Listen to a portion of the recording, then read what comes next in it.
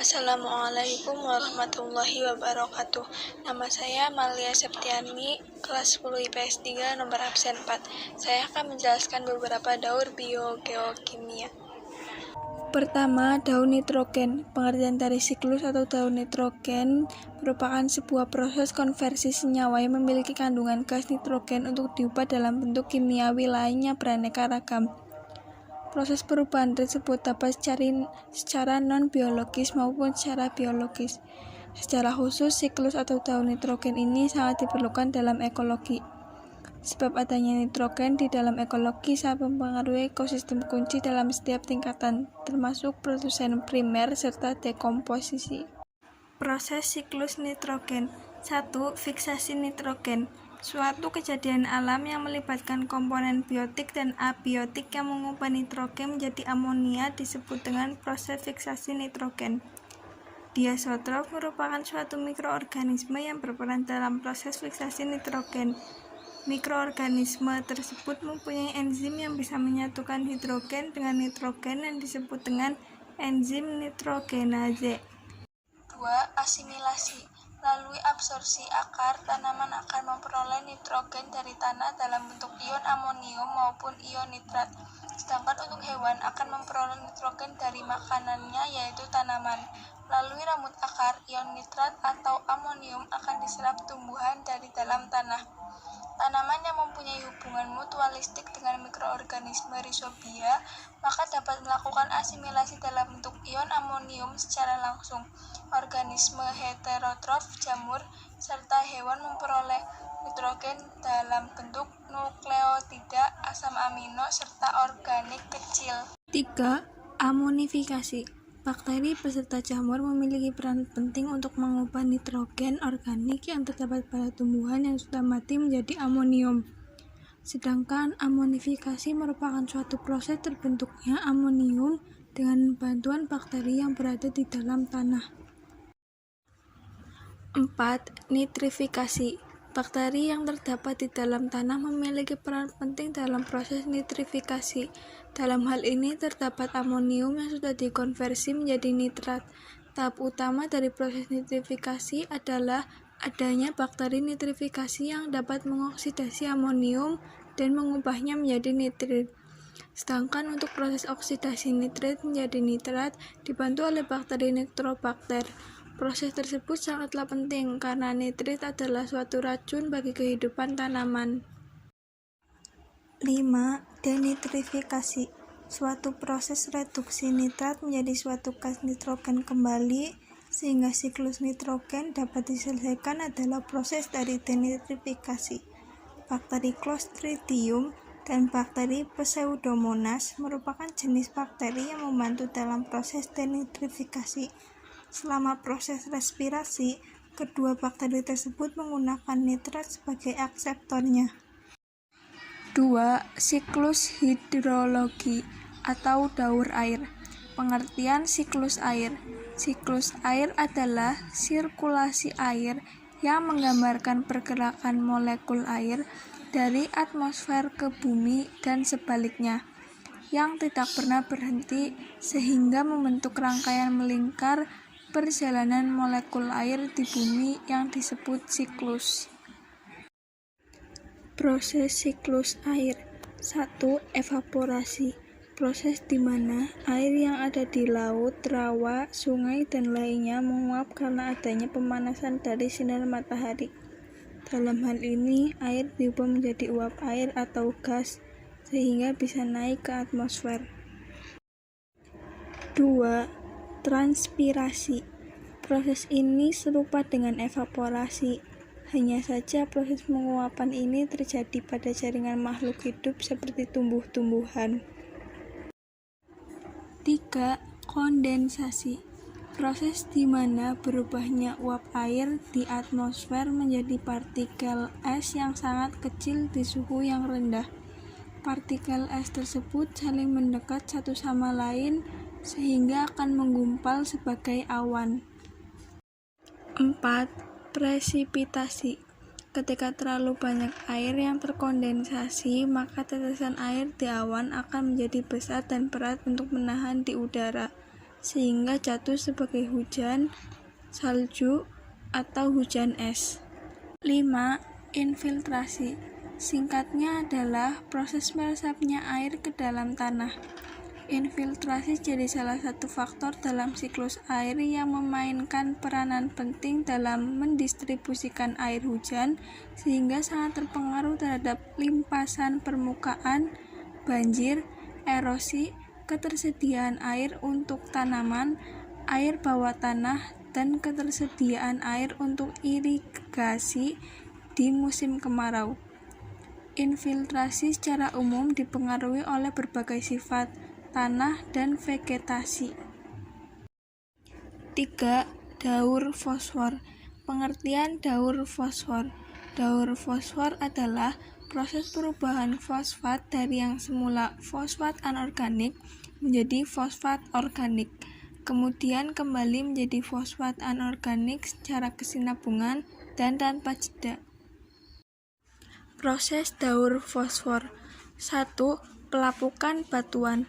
Daur fosfor diawali dari sumber utama fosfor yang ditemukan dalam batuan melalui proses pelapukan.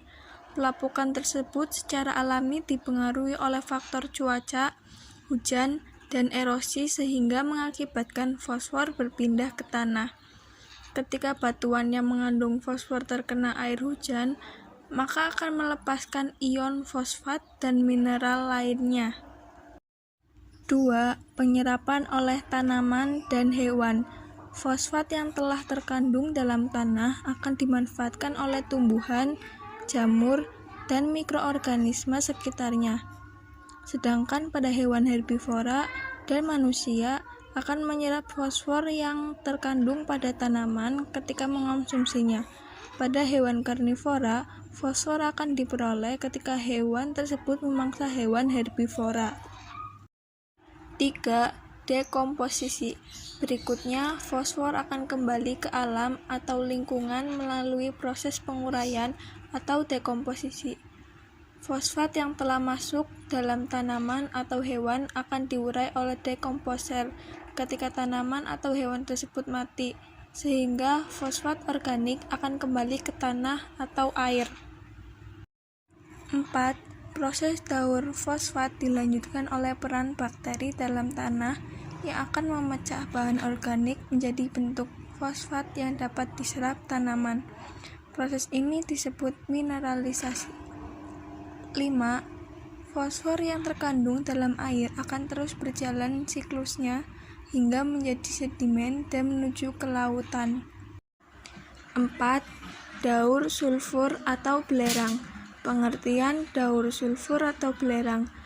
Daur sulfur atau belerang adalah proses perubahan belerang dari bentuk hidrogen sulfida berubah menjadi sulfur dioksida yang kemudian menjadi sulfat dan kembali lagi menjadi hidrogen sulfida kembali. Pada alam, belerang atau sulfur ini dapat ditemukan dalam bentuk yang bermacam-macam, yakni dalam tanah. Sulfur atau belerang ini dapat ditemukan dalam bentuk mineral. Pada udara, sulfur atau belerang ini dapat ditemukan dalam bentuk gas sulfur dioksida.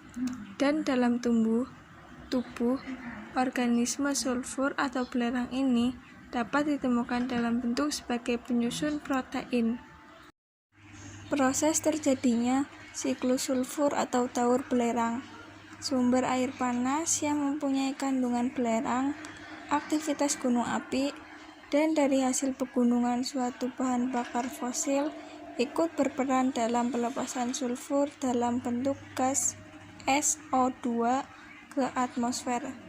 Kemudian, gas dari SO2 yang sudah ada di udara selanjutnya mengalami proses oksidasi yang dapat berubah menjadi gas sulfat atau SO4.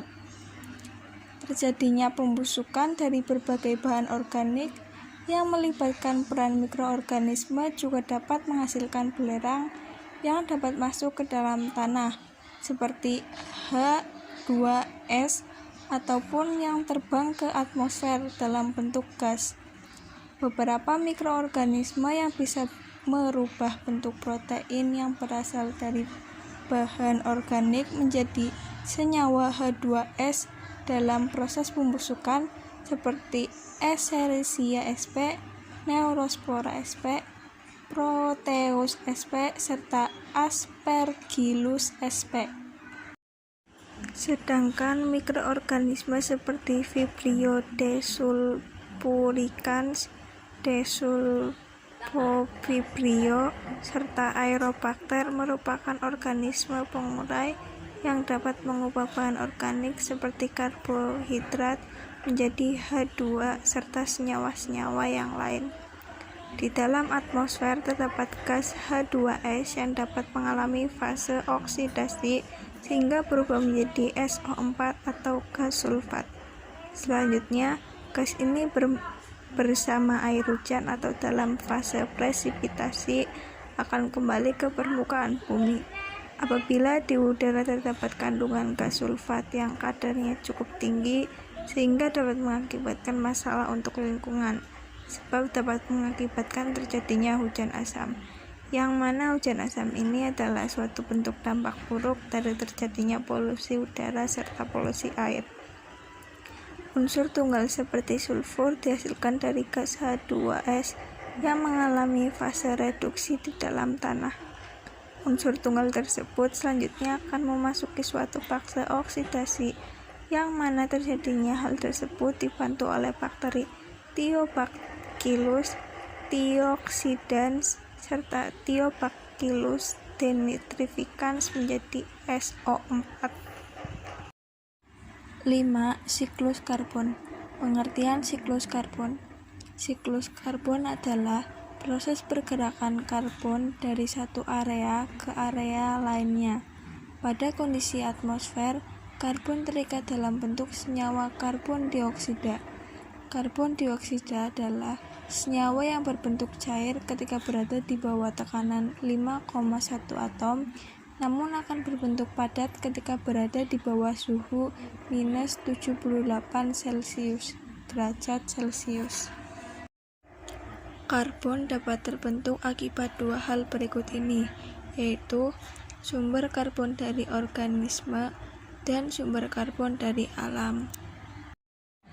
Pada gambar tersebut dapat dijelaskan sebagai berikut. Karbon dihasilkan dari proses respirasi makhluk hidup serta dekomposisi organisme yang telah mati. Pada proses respirasi yang dilakukan oleh makhluk hidup akan menghasilkan senyawa karbon dioksida atau CO2.